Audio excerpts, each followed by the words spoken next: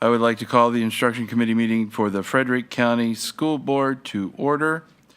The date is June the 2nd, 2025, and the time is 5:35 p.m. We have an agenda before us. Do I have a motion for approval? Mr. Chair, I move that we approve the agenda before us. And I second that. The motion has been made and properly seconded. Any discussion? Hearing none, all those in favor signify by saying aye. Aye. Any opposed? Motion passes. I will now pass this over to Dr. Hummer to lead the meeting. All right, thank you, Mr. Chair. If I may, I do want to take this opportunity to brag on our students for a second, if that's okay. I participated in a Army Corps engineering presentation this week. 4 of our students, 2 of them from Millbrook, 2 of them from Sharando, were nominated and selected to work on this internship.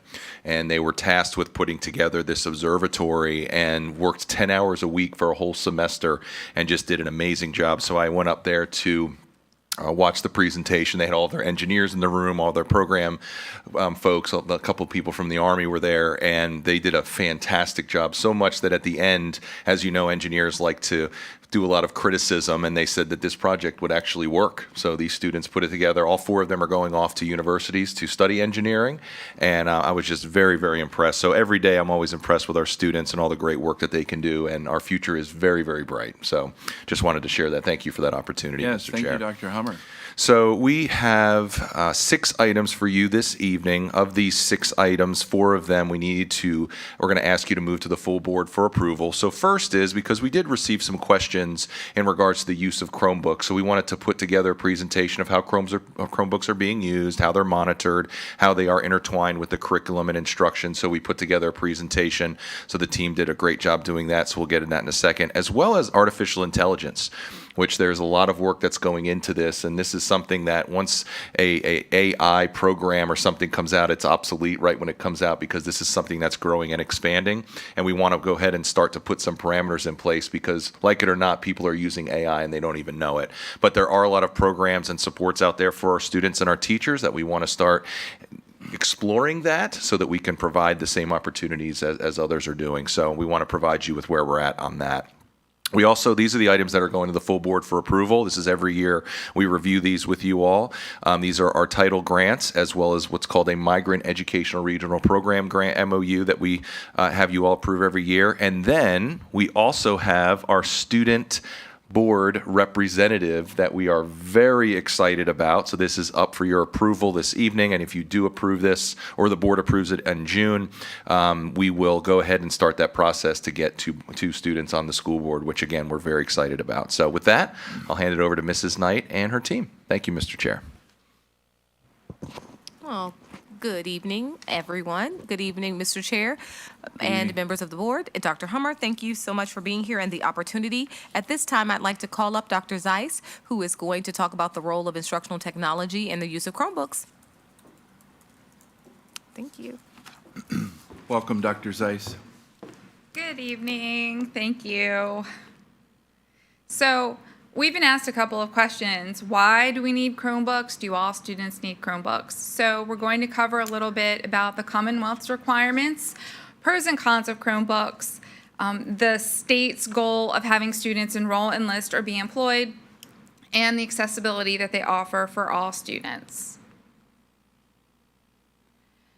So really, when we're using Chromebooks, quite often we're not just using a Chromebook for the entire assignment. Students are still asked to communicate with each other, to do writing assignments, to create and design.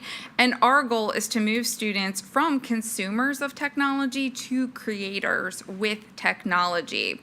And to give you a little preview about what that's like, we have a really quick video clip of secondary work, and then at the very end, a very small clip of our elementary students.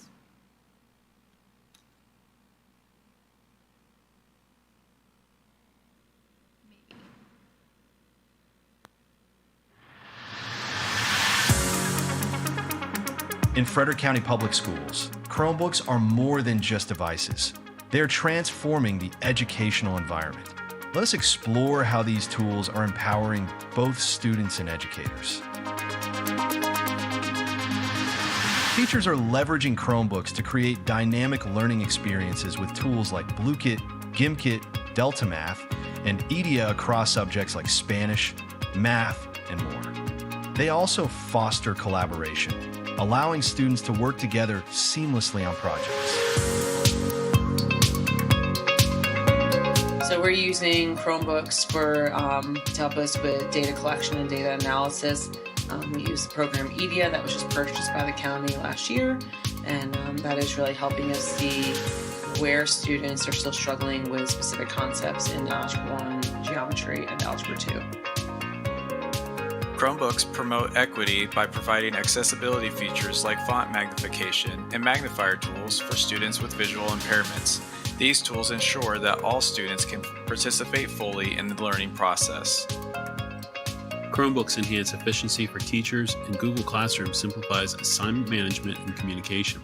Staff utilize Chromebooks for tasks ranging from IEP management to online student pass systems, improving overall productivity. The applications of Chromebooks are incredibly diverse. In environmental science, students research pollution, among other things. Foreign language classes utilize interactive language practice apps. Career and technical education courses use Chromebooks to develop essential skills like business plan development and garment design. From enhancing core instruction to fostering creativity and preparing students for the future, Chromebooks are an indispensable tool in Frederick County Public Schools.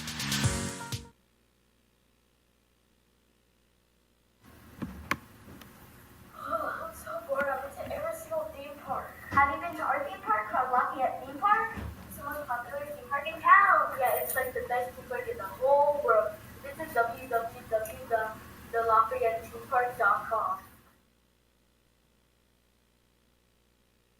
So that is just a really quick overview of how technology is used. Again, it's really a way for our students to become one with instruction and not just sit and get. Additionally, we have Commonwealth requirements. As I'm sure many of you are already familiar, I've linked them in this presentation for your review, but we have the digital learning integration standards, which are K-12 standards, which we work to make sure are integrated cross-curricularly. Additionally, in 2024, the computer science standards of learning were renewed, and in K-8, they are required to be integrated across general curriculum, and then in 6 through 12, we also have electives as well. Additionally, students are required to take an online course for their graduation requirement.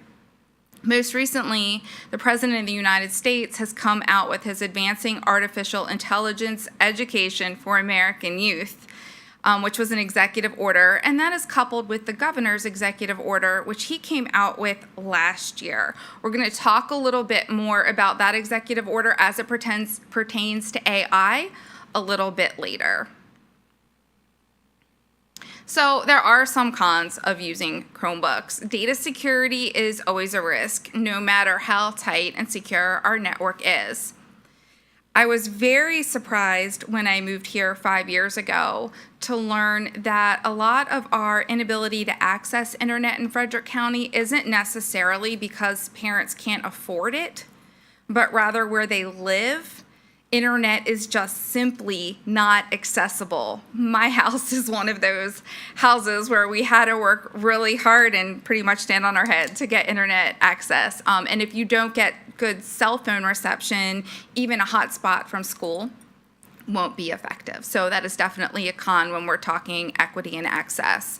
There's always the maintenance of our Chromebooks, and technology keeps changing. AI, as was mentioned before, is a great example. Once we learn something, we're jumping in, learning something totally new because it keeps growing. So it really keeps us busy learning new strategies. But there are lots of pros too.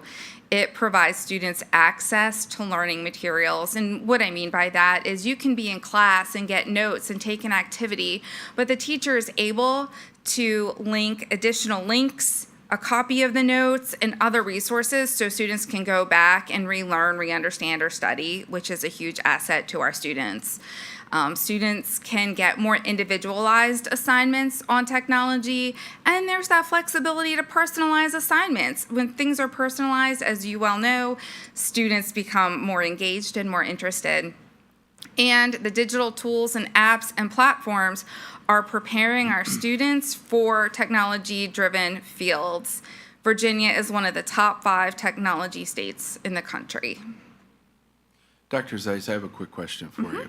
Do we have a percentage as to the number of students who currently do not have access to Wi-Fi or to any sort of internet? I can get that number from Tim Grant.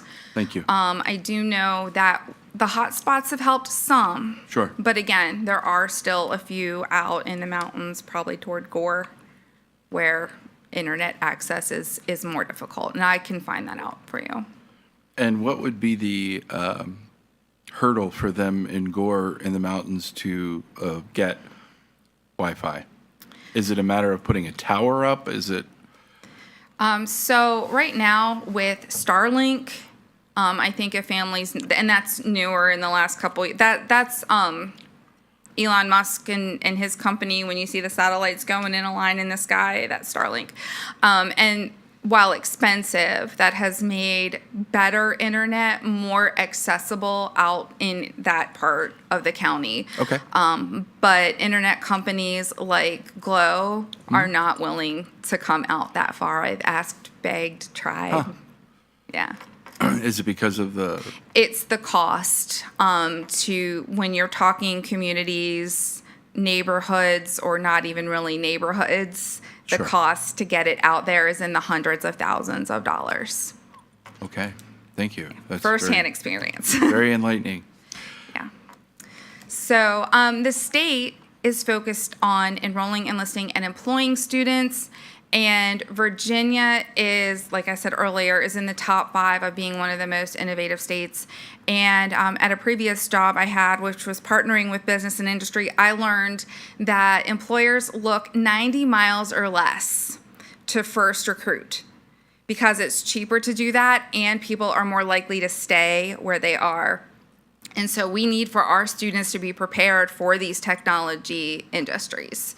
So that's another reason we need to keep them on Chromebooks.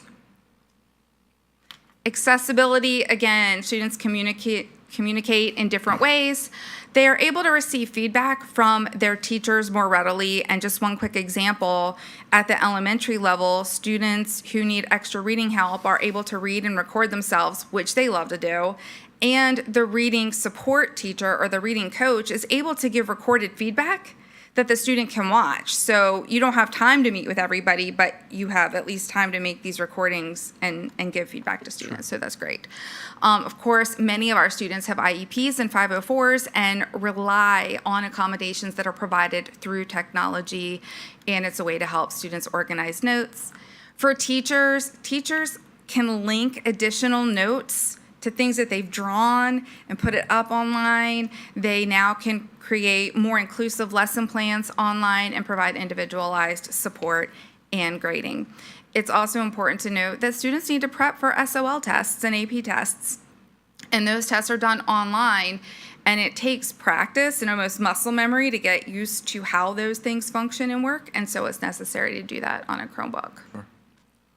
And so for considerations, we continue to provide educator support and training. This summer we have Getting Techie with IT standing for Instructional Technology. We need continued funding for necessary tools, and we are continuing our digital citizenship for learning, and along with that, through our Department of Parent Engagement, we are hoping next year to include some parent sessions because we know that educational and instructional technology is important, but when students are spending extra time on screens at home in a non-instructional way, that's creating a lot of issues and struggles for students. And so we want to support parents with that. I do want to point out that picture on that screen because those are drawn notes, the lower one, the white one. Teacher drew the notes and then has actual hyperlinks in there to accommodate the notes for students, which was pretty cool. So for more in-depth information about Chromebooks in the classroom, I provided a link for your reading pleasure. Okay. And just wrapping up really quick, we've been asked about screen time. And so for us, I researched the Academy of Academy of Pediatrics, the National Academy of Adolescent Psychiatry, many other world-renowned institutions. And when it came to instructional technology, there was not a specific recommendation for screen time. If you go to those and you see screen time recommendations, when you jump in, it then further says entertainment. So their restrictions are on entertainment, and the message is the entertainment. But we also know that younger students struggle. And so after K2, we think more than 20 minutes, of a Chromebook, they need to get up, take a break, do something else before coming back to a technology activity. And for grades 3 to 5, up to 30 minutes. Those are suggestions. We're not saying in any way they have to stay on for 30 minutes, just suggestions. And because middle and high school, it's so embedded in their instruction, their textbooks are online, their activities, they're doing more in-depth computer science. That's a class-by-class basis. And again, special education and testing may increase the times that students are on screen. Thank you, Dr. Zeiss. Do we have any questions for Dr. Zeiss? So I just want to say that I'm sorry that you had to put this together and present this to us, that this was even a question. To me, it would be abysmally ignorant of us to even consider getting rid of the Chromebooks, limiting them to the teachers, or having them removed in any way, shape, or form. I just think it would be ludicrous. The world out there does not have probably less than 1% of the jobs available that you won't use a computer. And that includes the career and technical education positions. That includes any type of job that you go for. So again, thank you very much for putting this together. I'm sorry your time was wasted in doing it. I appreciate that sentiment, but I will say that this reflection really helped us, my team, instructional technology coaches, take a deeper dive and examine what is working and what's not, and really modify our strategy. So it was a benefit, and we truly did appreciate the outcome. So thank you. Glass is always half full. Sorry. Thank you. I'm up again. Hi. Hi, I'm Dr. Dr. Jody Zeiss. Welcome. And I am here to share a little bit with you about instructional technology and our role with AI. So AI is actually integrated into the computer science standards. It's not mentioned too much in K-8. However, just like we can't expect students to just jump in and do Algebra 2, we have to give them the basics of computer science to get to where they are in middle and high school. Also, the computer science standards are integrated into each content. We have specialized electives in grades 6 through 12 that do specifically address AI in their standards. We are hitting digital citizenship hard, and again, we will be providing additional sessions for parents next year. Last June, we did provide one AI session for them, and now that we're getting ready to roll out a little bit more, we'll be inviting them in. And we'll talk about AI support and implementation. As I hit on in the last presentation, both the president and the governor have executive orders that address AI specifically, as well as our computer science standards for Virginia. The governor's standards focus on the ethical use of AI and using it for good. And a lot of our guidelines are based on his criteria. Some of those criteria include do no harm, prioritize integrity, augment instruction but don't replace humans, use it to empower students' success and to collaborate, and for us to stay responsive. I have linked for you at the bottom our guidelines for educators for use with AI. These were created over the last year with input from parents in the community, and then from teachers and administrators, and then Mr. Goodwin and Tim Grant and myself attended VAS, where we worked with others in the region to create our own district guidelines. So we were able to collaborate and see what other people were thinking of. So there is a copy there, but it is based on the governor's priorities. Dr. Zeiss, I have two questions for you. The first, and this may seem like a stupid question, I apologize, but is there any sort of AI that can help a teacher or administrator determine if someone's using AI to do a paper or to do the work that they should be doing on their own? There are products that say that they can do that, but research and the company that made ChatGPT says that currently there is not an accurate product to do that. The difference between that and a plagiarism checker is that plagiarism checkers look for words that are in print, they're there, and they're not changing. Of course. But AI, the output for AI, you get a different result every time, and you can ask AI, write it in the spirit of a 14-year-old, or write it in, like you're from Alabama in the 50s. I don't know. Like, you can just put something very specific. Okay. And so it's very hard for AI to accurately check that. So our answer is don't stake your job on it. Perfect. My second question is there any plan, or will there be and this may be a Dr. Hummer question, any sort of training that every single teacher has to be, and that's in this presentation, isn't it? I think it is. Ha, ha, If, ha. if it's not, there's a link to something where it is. Okay. But to answer your question, yes, we have an AI basics class for all faculty and staff. Required? It will be required because it focuses on safety and what's called PII, personally identifiable information. And we take that very seriously, and we go over how that may be affected with your use of AI. And then we have a pathway for AI, which we'll show you later, or you will have a link to. I can't remember which. But yes, pathways right here on this slide to AI success and support. The instructional technology coaches and I support daily with AI questions. And we are working on a list of recommended resources because those resources have found to be more accurate and safer when it comes to data. We have a pathway now for progression for professional support, which starts with data privacy and security, and then ways to use AI professionally. I don't know how active you are with ChatGPT, but using the prompt correctly can be really frustrating. And so we have a course on prompt engineering and how to get what you want from AI effectively. And then for teachers and administrators, instructional strategies for them. And we will continue to provide guidance and support for them. I make funny pictures of Dr. Hummer. Okay. That could be fun.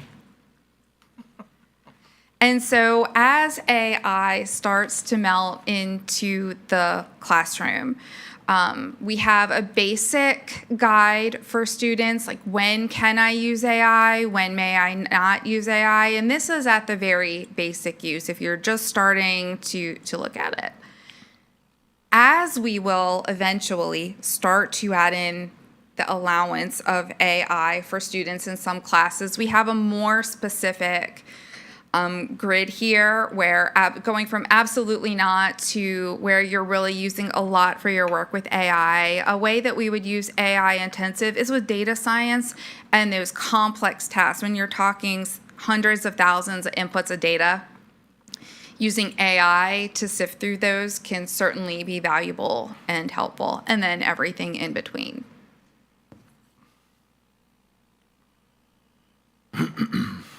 Currently, our district or our division is in the process of developing an AI policy to go along with the guidelines, and that is under development. As I shared, we have the guidelines that will be rolling out to administrators this week and then to teachers as they come back, and then providing guidance in those learning pathways.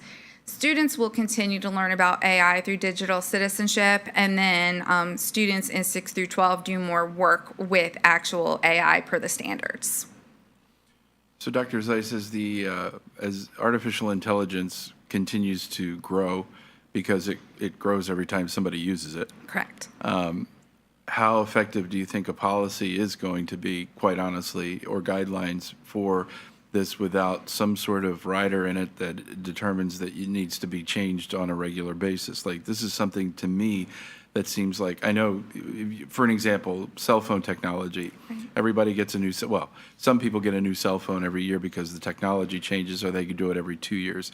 This, to me, could be changing on a month-to-month basis or even every 6 months. So how are we going to address that change in any policy or guideline that we offer? So we thought about that a little bit with the guidelines, because the guidelines are not yes, we want the board to approve them, but they're not like voted They're on. guidelines, And so we can change those as needed. And I definitely see a need for that when we went to the AI guideline development sessions from September to December. The change in the quality of AI and how like picture identification changed in just 4 months. Of course. Was indescribable. So I have no doubt. And that's kind of why we also did the guidelines in addition to a policy. Okay. The guidelines can adjust those more granular pieces that we have to address very quickly. My spidey sense is tingling that Dr. Hummer wants to speak. Okay, I'm trying. I'm just answering your question. Mr. Chair, if I may, Please. that's a fantastic question. First, I wanted to acknowledge all of the hard work that Dr. Zeiss has done on this. She has been the pioneer of rolling this out, and she's done a fantastic job of working with parents and staff and students, and she knows what she's talking about when it comes to AI, and we greatly appreciate all of her hard work with that. So thank you, Dr. Zeiss, for that. A couple of things that I want to add to this is why. Right? Why is AI so important? Why do we have to get ahead of this? And what does this product or whatever phenomenon, what does it do for us? And it's a couple different layers, Mr. Bell, because you bring up a really good question. And for any policy, we want to be careful that we don't dive into too many specifics, or we would be rewriting policy every day. I know Mrs. Jordan has nothing to do, so we would want to make sure we add that onto her list, right, Absolutely. Mrs. Jordan? So we want to make sure that we keep it as general as possible. So as Dr. Zeiss has mentioned, the guidelines is where we will have more of that flexibility. But the why is time. And when you talk to our teachers and you talk to our students and when you talk to us, we need more time. And with these products that are out there, they will give us more time with some of the capabilities that they have. Now, a couple slides ago, you don't have to go there, but there's a lot of emphasis on the conspiracy of what AI is and what it isn't. And no, in 10 years, you're not going to be sitting with a bunch of AI computers sitting around this dais or in the stands. That's not going to happen, because with all of the products that generate information, you have to review them by a human person. And there have been a lot of stories that Dr. Zeiss and I are very familiar with where it's gotten school divisions and students and teachers in some very serious trouble because they'll literally cut and paste it over from ChatGPT, and at the bottom it says, from ChatGPT. So we got to be very, very careful with these things. The biggest aspect, though, which is going to be part of this policy, and this is what we're trying to tackle, not only as a school division, but as a Commonwealth, can't speak for other states, is what happens to the data? And that's one of the pieces that we have to get ahead of, especially when we're talking about student data. Where does that go? Because if we're having students enter information and putting, as Dr. Zeiss mentioned, that PII, that person identifiable information, where is that going? And what these products are doing is they're creating their own database to store that, because AI uses the internet to generate this information. So we don't want our students or staff information to then be shared out as well. So that's where this policy is really going to come into play. And we want to make sure we get it as general as possible. Of course, we're going to share it with our attorneys, and we'll get it right. It's going to be the guidelines where we're going to want to have that flexibility, because this is, and for example, for teachers, they can write lesson plans. We actually have a pilot at Orchard View, and it's buying a lot of teachers more time, where they were writing 4 or 5 hour lesson plans in the evening. They're less than that now. They can focus on other things. And generate tests. It can There you grade go. tests. I mean, you need a veritable elastic clause, like from our Constitution, to really deal with this, because I think it's just so fast and rapidly growing. Agreed. So that's the why. The why is it's going to help save our teachers and our staff and our students time. We want to get it right so they're doing it correctly and we're not overusing it or abusing it. So great question, Mr. Bell. Thank you. Thank you. And I do want to add that our preferred products that we have, they are protective of student data. So the ones that we've approved, there's a wall. They're using information from AI to bring information in, but they are not bringing information out. And those are the products that we look for. Okay. Do we have any questions for Dr. Zeiss on AI? Thank you, Dr. Zeiss. Thank you. I do, it scares me a little bit how much it's starting to I'm really sorry because mine is not as exciting as Chromebooks and AI. Are you sure? I'll try my best. Hello, board members and Dr. Hummer. Good evening. So I'm going to be talking to you about our Title I program first, and then I'll pause for questions. If I can interrupt, if you can state your name for the public. Yeah, absolutely. Monica Heingardner, Coordinator of Professional Learning and Federal Programs. Thank you. Yeah, of course. So first I'm going to talk to you about Title I. So Title I Part A of the Elementary and Secondary Education Act is a federal program designed to provide financial assistance to districts and schools with high numbers of percentages of students from low-income families. The primary goal is to help ensure that all students meet challenging academic standards, regardless of their socioeconomic background. In Frederick County, Title I funding is used exclusively at the elementary level, where early intervention is critical. These funds support foundational skills in reading, math, professional development for staff, and family engagement activities that reinforce learning beyond the classroom. Currently, all of our participating schools implement a school-wide program model, which allows all students, regardless of income status, to benefit from services. So here on this slide, you will see our participating schools. Title I funding is based on U.S. Census data that identifies the number of children living in low-income households. States receive allocations, which are then distributed to school divisions, and from there to individual schools based on poverty levels. Schools with at least 40% of students qualifying for free or reduced price meals can operate school-wide programs that benefit all students. Below that threshold, funds must be used for targeted assistance, serving only identified at-risk students. So, and I just want to clarify that. So, schools that are at 35 to 40%, if they have already qualified, we ask for a waiver. So Gainsborough, for example, you'll see they're right now at 41.2%.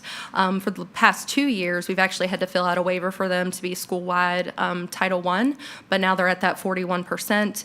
They will continue their school-wide status, but we will not have to fill out a waiver because they're above the 40% threshold. So then let me get this straight. We're looking at 11 of our schools out of 19? Well, soon to be 20, right? So actually, there, and I can get the information for you that all the schools that are above 40%, but for Title I, as a program and as a division, we choose to serve just our elementary students. Just our elementary? Yes, so we do have other schools, middle and high, that are above the 40% threshold, but as a division, we choose to do early intervention and serve our elementary schools. I see. So, Yes. So 11 of 12 elementary schools? Yes, sir. And 11 of plus whatever the number of middle and high schools are of 19 need free and reduced lunch. Of that percentage of students qualifies, yes. Yeah, and so we all, yeah. Yes. So, interesting. Mm-hmm. I hope we revisit the free and reduced lunch idea for all of our schools in the future. Thank you. Yeah, absolutely. So in Frederick County, all 11 of our participating elementary schools exceed that 40% threshold, and Greenwood Mill is, I think the last time I checked, they're at 40.1, so it's actually rounding down, but they are a little bit above 40%. So this means that each school can design a comprehensive school-wide approach, providing early and equitable support to all students. So as I said, all of FCPS Title I schools currently operate under that school-wide model, and while funding is based on the percentage of students from low-income households, services and supports are available to every student in the building. So it's not just specific to the students who qualify for free and reduced lunch. And school-wide programs offer a number of advantages, including flexibility to use funds across the school, additional instructional staff and interventionists, ongoing professional development for teachers, family engagement events and support programs, comprehensive strategies aligned with school improvement plans, and this approach ensures equitable access to high-quality instruction and support. Our objectives within Title I. So our Title I efforts are structured around 4 primary goals: improving literacy for students in kindergarten through 5th grade, strengthening numeracy skills at the elementary level, increasing meaningful family engagement, and building stronger classroom and community relationships. And these goals reflect our division's commitment to not only academic growth, but also to foster supportive environments where students can thrive. You'll notice that, and I will say, just kudos to all of our schools for the engagement opportunities, but a special shout out to our Title I schools because it is a requirement within their Title I programs that they are taking data on how families are engaged. And we've seen an increase in family engagement. I think it's not only from the work that's happening from the committees and planning and all of that, but just an investment, especially since COVID, people wanting to be out, people wanting to be invested in their community, and our schools have done a wonderful job of that. So kudos to my Title I schools. Whoop, whoop. All right. So for the 25-26 school year, our projected Title I allocation is just under $2 million. The majority of these funds, over $1.93 million, will support 27 full-time staff, and they will provide reading and math intervention. And the FTEs are different based on the rank order. So on that slide where it showed you the school that had the highest percentage, that school will receive more service than the school with the lowest percentage, and those FTEs are distributed based on that. Additional funds are set aside to support students experiencing homelessness in compliance with McKinney-Vento requirements, and $46,000 is designated for family engagement activities. These investments allow us to maximize instructional time and outreach where they matter most. I am going to go on to Title II and IV, but I will answer any questions that you might have about Title I before I move on. Any questions regarding Title I? Just one, the homeless set aside about the just under $10,000, is that all that we use to support McKinney-Vento, or is that also coming from other, because that's not much money? Yeah, we have multiple, you're welcome to answer if No, I you said have. good question. You can Yes, go. okay. So Tyler Thompson has multiple outlets and other grants, including the McKinney-Vento grant. This is just supplemental in addition to the funds that he receives for those students. Any other questions? Oh, good. Thank you. Title II, IV. All right. Moving on. So for Title II Part A and Title IV, which we transfer into Title II Part A, we often say that students can't outperform the quality of their instruction. Title II is how we ensure that instruction is excellent every day in every classroom. This funding supports mentoring for new teachers, training for developing teachers, and leadership development for aspiring and current administrators. We also transfer all of our Title IV funds to expand access to these opportunities because we understand that strong teaching and strong leadership are at the heart of student success. Title II also includes a requirement to provide equitable services to participating private schools. We work with these schools to identify needs and ensure appropriate professional learning is available. Mountain View Christian Academy uses its allocation to provide development opportunities for staff, and Timber Ridge School focuses their funds on therapeutic crisis intervention training. These services are developed through meaningful consultation and support the same goal, ensuring every student, public or private, benefits from well-prepared educators. Quick question for Sure. you. How did these two schools manage to participate? How does a private school get to participate? Great question. So different than Title I. So Title I funds follow the student. Yep. Title II funds, we are to support any school, public or private, within the district.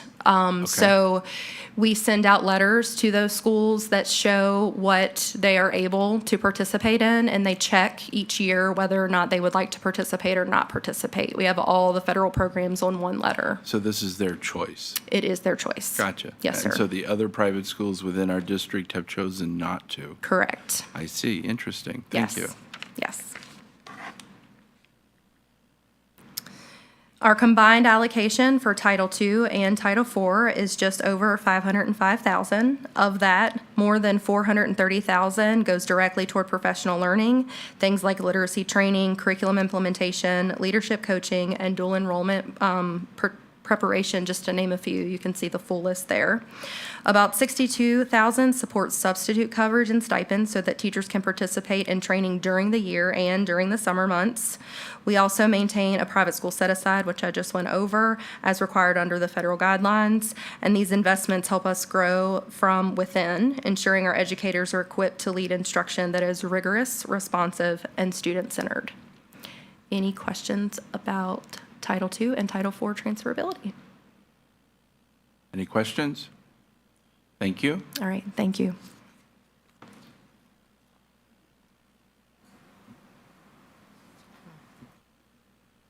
All right, good evening. Thank you for your time today. My name's Emily Headley, and I'm the Supervisor of English Language Learner Services here for Frederick County Public Schools. And I'm going to talk to you a little bit about Title III. Title III is the smallest of our title programs.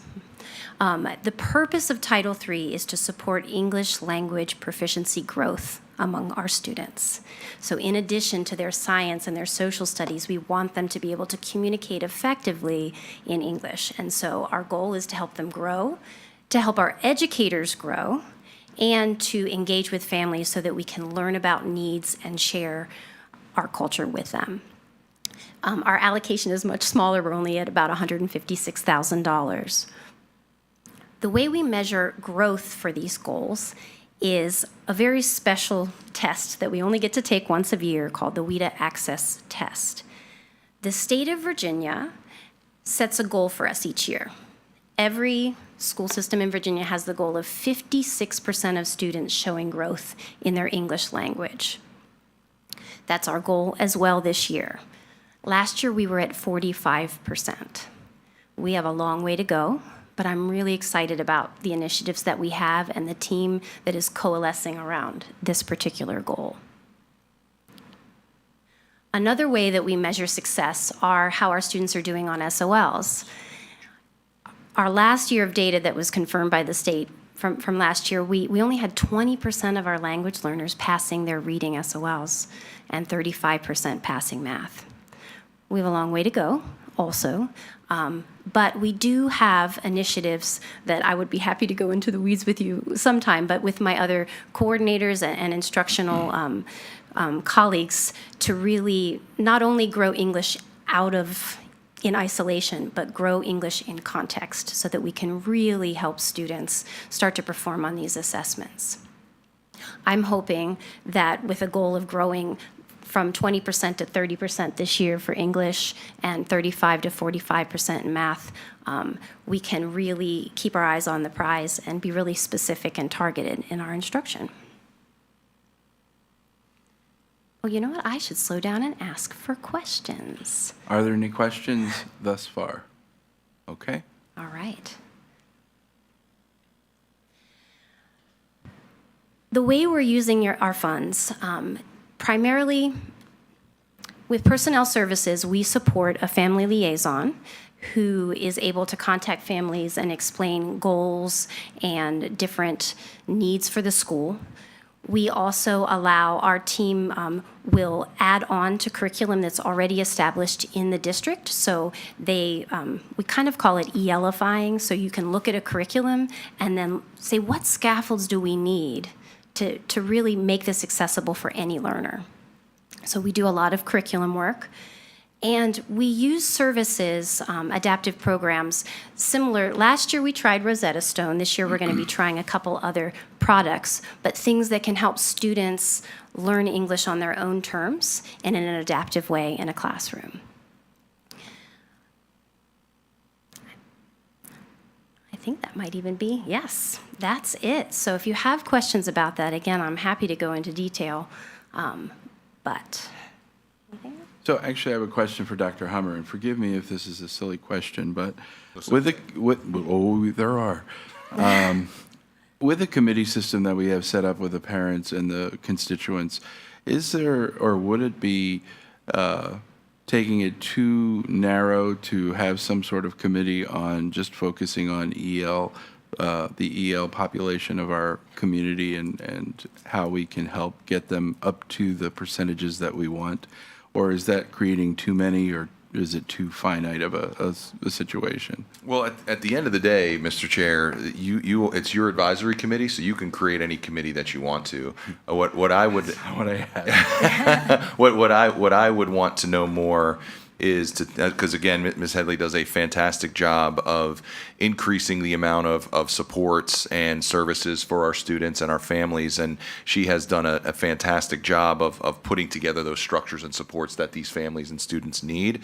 So I would be curious from her and the team, and probably tap in to see if this is something that we should put together to advise you all on.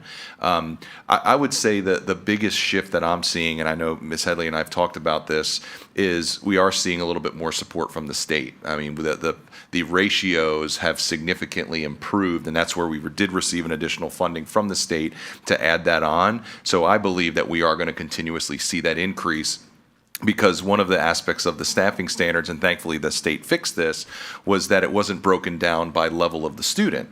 If you have 10 students that are level 1 in your classroom versus 10 students that are level 4, there's a significant difference there. You have students that speak no English to students that speak somewhat effective English. It does cause for a lot more additional work that these teachers have to put in regards to getting these students to pass. So we are seeing that continuously increase, and we are continuously adding more staff on. Just adding the 8 teachers this year was the tip of the iceberg, because we want to continue to expand that as our population grows. So I think we have a better pulse. It's coming down to funding. I mean, we can get a committee together, but it's going to come down to money and investing in making those changes. So if that's something the board wants to do, we're more than happy to do that. One of the other things that we are also working on, Mrs. Knight, and actually Ms. Headley's been part of this, is what does family engagement look like for these families? And that is something that we are expanding on with our family engagement office as well. And I know Mrs. Baldwin's working on this also, is how are we engaged with these families, and how are we providing them with the supports and resources that they need? So to answer your question straight up, I am all about engagement with our constituents. So this is something we can do organically. I don't know if Ms. Headley has any ideas, but if this is something you guys want to create, we're more than happy to do that. I don't want to create something that's not going to be useful to you. And so I'll say the same thing to you that I said to Ms. Rinker. If there's anything that the board can do to help you in this vein, bring it to our attention, and we'll talk about it, vote on it, and make a determination from there. If one of these advisory committees would be of use to you, let us know, and we can discuss that. I just want to support you and what you're doing in every way, shape, or form, so that our students perform the way they should.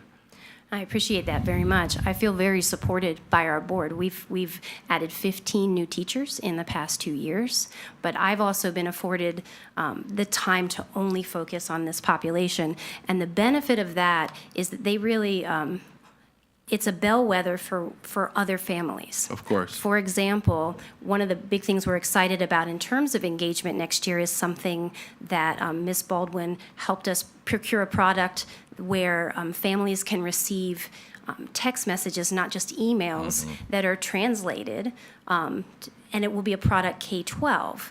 And so that adds accessibility for the multilingual families, but that's going to benefit every single family in this district, because if you have a child in different schools, you're signing on to different apps and different programs to communicate. So when we focus on this population, we get better as a whole. So I really appreciate that. Sure. Thank you very much, Ms. Headley. All right. Thank you. All right. Thank you.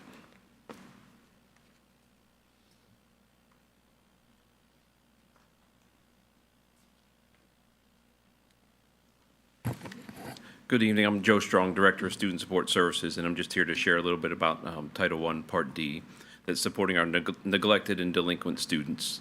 And so we're looking to improve those educational services for neglected or delinquent youth, so they have the same opportunity to meet the educational standards our other students do. So those students we provide them services, and I'll explain how we do that here in a little bit, so they can make a successful transition from an institution, such as a correctional facility, to ensure their education and to help support their families. So currently, Timber Ridge School is the school in Frederick County that provides that. So it's a private placement. Most students are placed at Timber Ridge through either their IEP team or through the Family Assessment Planning team, the FAP team. There are times where the judge might court order the FAP team to meet to look at that placement. at Timber Ridge. So the funding is not locally allocated money. It's given a grant based upon that section there, and that most students at Timber Ridge are not formally enrolled in Frederick County Public Schools. We manage this grant because Timber Ridge is located in Frederick County. So you can see here the total funding is $83,256.53, with the majority of that going to their third objective, the STEM classroom, $10,000 towards STAR, Study Island, and the career planning, and then $30,000 for tuition reimbursement for their staff. So that's it in a nutshell. Any questions? All Thank right. you very much. Thank Mr. you. Strong.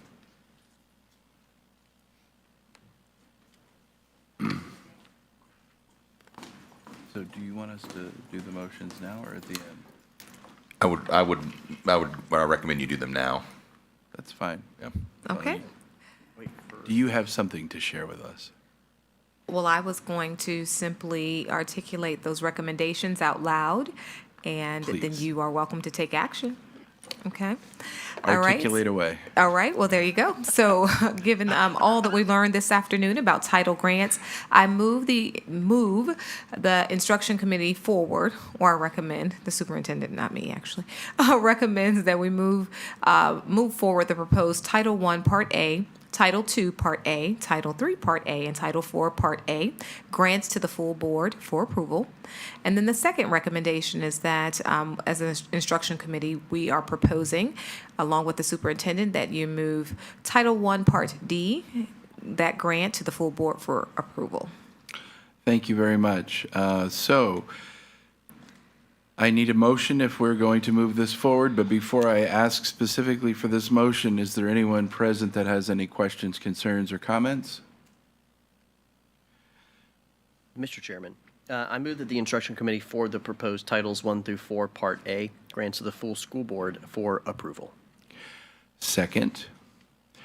There has been a motion and it has been properly seconded. Is there any discussion?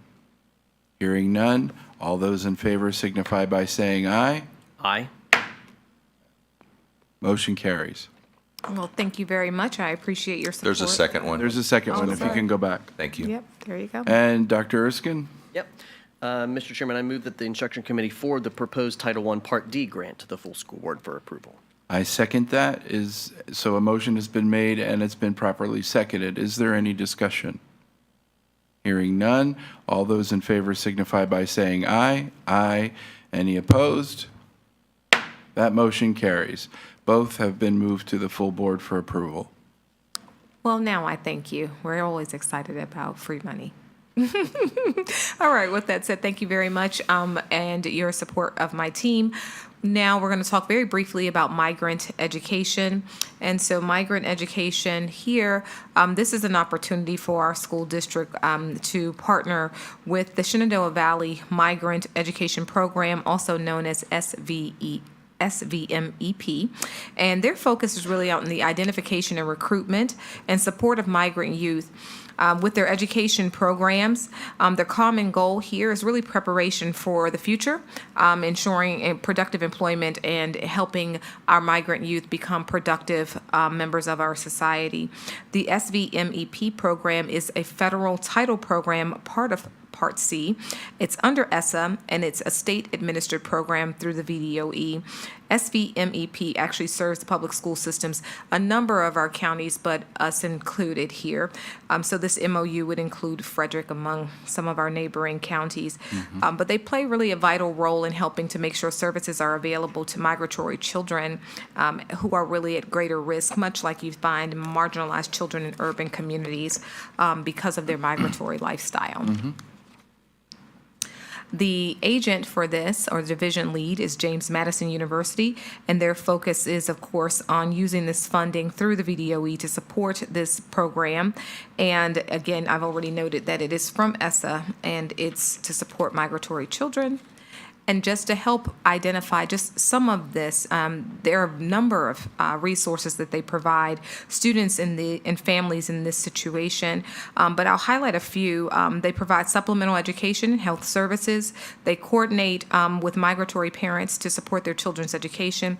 Again, they help to accurately identify and recruit eligible migratory services for children and help ensure their successful graduation and the development of employment skills.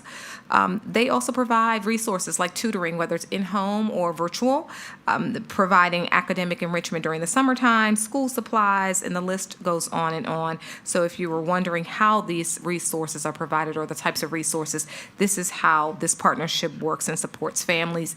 And ultimately, they apply online through our partnership and notification, and if they qualify, they're eligible for support. And so with that, I'm happy to entertain questions before I make a recommendation. Are there any questions? Mr. Chairman, do we know what is the monetary benefit to students here in Frederick County? And then what is the number of students or families that are currently benefiting? It doesn't have to be exact, but how many students and families are we talking about that are serviced through this? Dr. Erskine, I think it's a great question. I don't have that answer, but I'm also not positive I can get it. But let me check, because it's my understanding all we've done in the past is typically sign the MOU. But let me see, Monica, do you know anything about access to that data? So what I can share is that it has been maybe one or two students. Some years there are no students. So it just depends on who happens to be in our school division who qualifies through the JMU program. And they let us know that from year to year, so we never really know. And it's not necessarily that they send us money. They might say this student qualifies for these services that we're providing, and we just have to sign off that the student is in our school system. So we're not receiving actual funding from anything. They are providing everything. We just are partnering with them so that they can do that. I see. And Mr. Chair, if I may, and thank you for that question, Dr. Erskine. And a previous board asked how we get information out to those families, like how is it advertised? And I don't know if we ever looked into that, or how I know we were partnering with James Madison because they're the ones who take the lead on that. Did they ever follow up on that?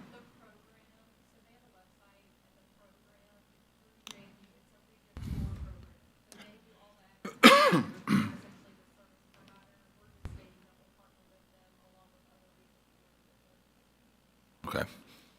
So for those that were at home, I know they were in the back of the room, the answer to the first question was about it varies between 1 to 2 students a year. Sometimes it's 0. We don't receive specifically a dollar figure, but it's typically services that James Madison provides. And then in regards to partnering with James Madison, there's a website, and then we partner with them to get that information out there. Sometimes we don't even know who those students are until James Madison lets us know, but it's something we definitely should continue to look into, especially with these families in need of services. Sure. Yeah, I will say, I'll be honest, the numbers do surprise me quite a bit because I looked at the threshold for eligibility and it seems low. So I would have thought we had more students who would be eligible for something like that, unless I'm missing it, because I checked the criteria on their eligibility form and the bar was low. So maybe something to look into in the future. Thank you. Are there any additional questions?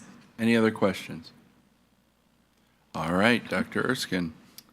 Mr. Chairman, I move that we forward along this request to renew our memorandum of understanding with the Migrant Educational Regional Program to the full school board for approval. I second.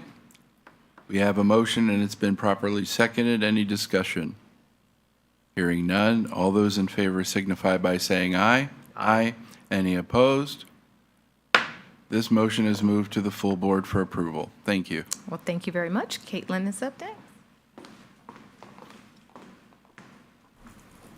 Thanks. Good evening. What is being presented to you this evening is a new, yes. Can you state your name and position for the folks at home? Sure. Thank you. Caitlin Jordan, Executive Director of Policy and Legal Services. And what's being presented to you tonight is a proposed new policy. We have not done this before as a school division. A lot of other divisions do it throughout the Commonwealth, but we are proposing that the school board adopt a policy that would allow the school board to appoint a student representative to sit with the board This member would need to be a current student of FCPS in good standing. There are requirements that they would have to meet. They would attend the meetings, engage in discussion with the school board. However, they would be a voting member. They would simply represent the student body of FCPS and provide that perspective, the student perspective for the board to consider. They would be expected to attend regular open meetings. They would not go into closed session. They would not have access to confidential information such as student information or personnel information. The board could task them with certain things to look into, to do research. They also would have to speak with their fellow students to gain insight and report back to the board. There is a scholarship associated with this. I believe it's 1,500. So it's 2,000 for the primary and then 1,500 for the secondary. They both will attend every meeting. Yes. And So- I'm sorry, that is contingent on them attending every meeting. Correct. Correct? Thank you. Right. It would be a student representative who would sit on the dais with the board, and then there would be an alternate student rep who would participate if the student rep could not be here. And would the alternate also have to attend regardless of whether Yes. they sit up front? That would be the expectations. And part of what, there would be essentially a code of conduct for the student rep. Essentially would say that they recognize they're not going to vote, but they will actively participate in discussion. They'll attend the meetings and things like that. That will be made part of the regulation if the board decides to adopt the policy. But with that, I'll answer any questions that the board has. I actually have a question for you. Let's say a student is appointed and they get into some sort of trouble in their school. What happens to them? Will that affect their standing on the board? Yeah, potentially based on what they've done, absolutely. You, as you know, Mr. Chair, you all have the authority to mix, match, and move anybody except for the elected body here. So if there is an individual that is not living up to the standards of that code of conduct, absolutely we would have that conversation to replace them, and that is part of that. The other aspect to this is there is going to be an appointment process where we're going to review all these applications. We're going to make sure they're in good standing. So hopefully the students that we decide to bring on board, we won't have those issues. But there's always the what if. You never know. Right. Absolutely. Thank you. Absolutely. Right.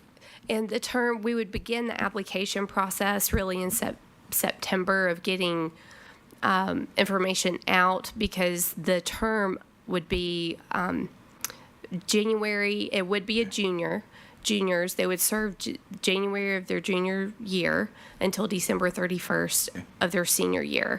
And that just works out best considering where they are in their process of school and then preparing for their graduation in the spring.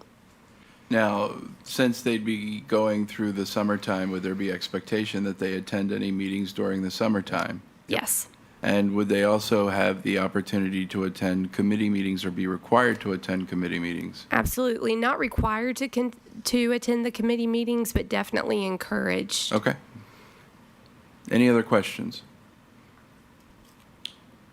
Okay, Mr. Chair, can I add one more piece to this? So I can't say it enough. I'm very excited that you all are considering this and allowing us to bring on some students to this board.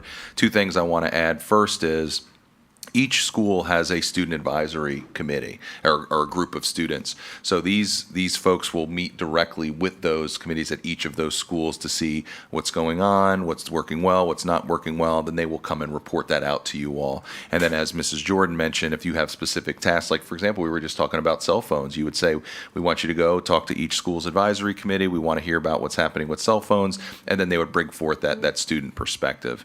The other aspect to this is we are going to hopefully get a wide range of different viewpoints throughout the school division, because different schools have different strengths, different areas that they need to work on. So this will be a good way to get those different viewpoints from each of those students and each of those schools. So we're really, really looking forward to this opportunity, and I thank you for that as a board to consider this. Thank you, Dr. Hummer. I also want to state, too, that one of the first things I asked Dr. Hummer when I became a part of this board was about this very thing. And he assured me that this was something that he and his team were already working on. So I'm very happy to see this happen. I think this is great for our students to be involved in our system of government and system of governing in the local level. It may encourage them to become more involved at a younger age so that there's not a bunch of old people up here. Well, Harumph. clerk not included. You're welcome. Dr. Erskine, did you want to pontificate any further? Yeah. No, unless the board has any other questions. Okay. So, because we are forwarding this to the full board, I don't have any objection to that because I think that it's definitely a good consideration for the board. I have some apprehensions about some of the specifics. In principle, I think it is a good idea having that student representation. Some of the specifics give me pause. Some of that is just because I really do need some time to think and ask some probing questions, but I have no problem moving this on to the full board for consideration. Okay. So then, I'll move that we move to the full board for consideration the proposed new policy 214P, student representative of the school board, for the school board's approval. I second that. We have a motion and it's been properly seconded. Any discussion? Hearing none. All those in favor signify by saying aye. Aye. Any opposed? This motion carries and will be moved to the full board for consideration and approval. All right, so Mr. Chair, those are the items for you this evening, and we're available for any other questions you might have. Are there any further questions from you, Dr. Erskine? Mr. No, you Chairman? called me old. I'm all right. All right, that's fine. I'm older than you are. All right, hearing none, is there a motion that we all want to hear so desperately? Mr. Chair, I move that we adjourn this meeting. I second that. There's been a motion to adjourn and properly seconded. Any discussion? Hearing none. All those in favor signify by saying aye. Aye. Any opposed? Motion carries. The meeting's adjourned.